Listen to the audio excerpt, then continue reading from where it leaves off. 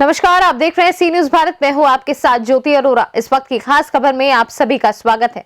मिर्जापुर में उधारी रुपए की देनदारी व कर्ज से परेशान किसान का धान खरीद नहीं हो पाने से जहर खाने के मामले में जिला प्रशासन का दावा है कि मामला पूरी तरह से फर्जी है। परिवार में पैसे को लेकर विवाद में युवक ने जहर खाया है। युवक और उसके पति से धान की खरीद हुई है। खरीद के रिकॉर्ड भी मौजूद है।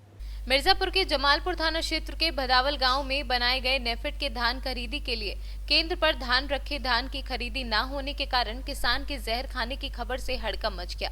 किसान का इलाज वाराणसी में चल रहा है। स्थानीय ग्रामीणों का दावा है कि किसान विवेक कुमार सिंह गांव में बटाई पर खेत लिया था। कुछ धान बिका, कुछ धान बेचने के लिए खरीद केंद्र पर रखा था, मगर उसकी धान की बिक्री की अधिकारियों ने रोक लगा दी थी। धान की बिक्री नहीं हो रही थी। कर्ज और उधारी चुकता करने के लिए लगातार दबाव बढ़ता जा रहा था। पैसे को लेकर बढ़ते दबाव के कारण उसने जहर खा लिया। मामला जब जिला प्रशासन के संज्ञान में आया तो मामले की जांच एसडीएम चुनार से करवाई गई। गांव पहुंची टीम ने घर पहुंचकर पूरे मामले की जांच पड़ताल की। जांच के बाद इस मामले में जिला प्रशासन का दावा है कि यह मामला परिवारवाद में पैसे के लेन देन से जुड़ा है। धान खरीद से जोड़ना गलत है। खबर पूरी तरह से फर्जी है।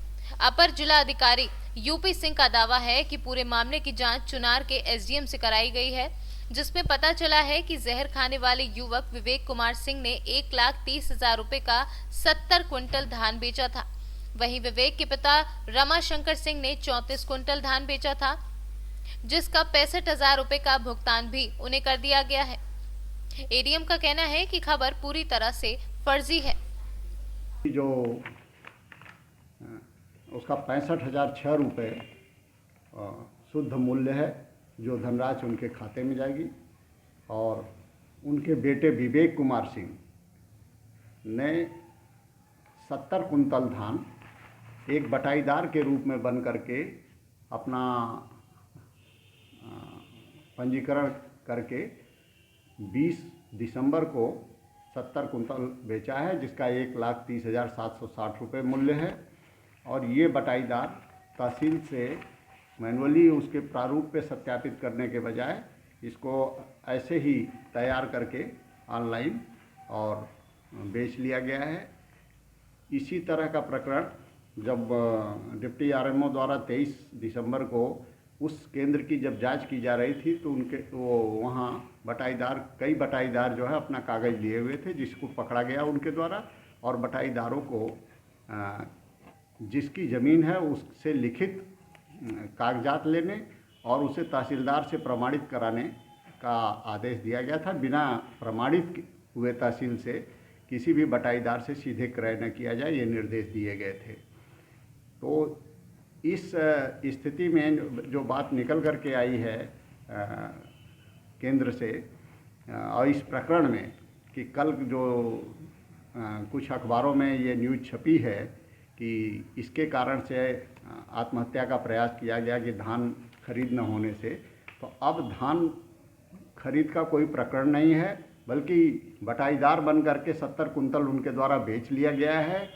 अब अगर कोई धान है तो वो बिचौलिए के रूप में हो सकता है, एक काश्तकार के रूप में, किसान के रूप में उनके पास धान नहीं हो सकता है। इसलिए धान खरीद से जुड़ा हुआ वो प्रकरण नहीं है, वो आपसी गृह कलह का प्रकरण है। तो क्या सर आप ये मानते हैं कि उसने धान प्रकरण का ये बात नहीं है, लेकिन जो बटाईदार के रूप में उसने बेचा है ये जांच का ये विषय बनता है आपका? हाँ, जो बटाईदार के रूप में बेचा है उसका सत्यापन हम कराएंगे कि जिन जिन लोगों के नाम पर उन्होंने अपने को बटाईदार कहा है, क्या उनके बटाईदार रहे हैं, और जिन खेतों को उन्होंने दर्शाया है अपने प्रपत्र में, क्या उनमें धान बोया गया था। ये हमने एसडीएम को निर्देश दिए हैं। और इस तरह के बटाईदार के रूप में जनपद में जहाँ भी खरीद हुई है हम उसका सत्यापन क्या दबाव बनाने की ये बात है, क्योंकि इससे पहले भी वहाँ पे केंद्र प्रभारी को बंधक बना लिया गया था, क्या दबाव बनाने की यहाँ पे कोशिश की गई? इस जनपद में ये प्रयास हो रहा है कि कृषकों से सीधे खरीद हो, बिचौलियों को अलग किया जाए।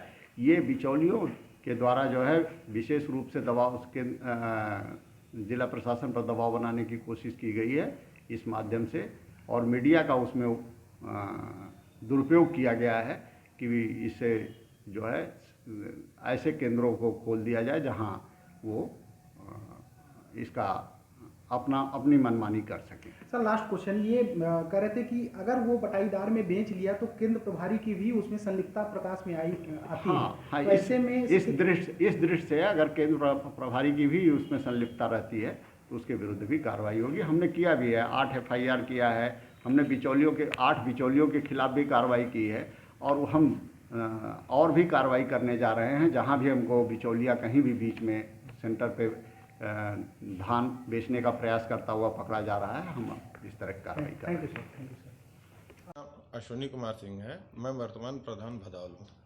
क्या मैटर था? मैटर ये था कि जो विवेक कुमार है वो बीटेक किया हुआ है और बीटेक कर, लेकिन लॉकडाउन में छटनी की वजह से इसकी नौकरी चली गई। ये आके गांव में सोजाबंदी या बटाईदार पे लेके खेती कम से कम 50 बीघा का कर रहा था। लेकिन इसकी जब ये केंद्र पे गया धान इसका, तो इसके धान को डिप्टी आरओ ने कह दिया कि ये फर्जीवाड़ा से इनका रजिस्ट्रेशन है। फिर इसके बाद दोबारा कहा कि आपके धान में बहुत पहिया है।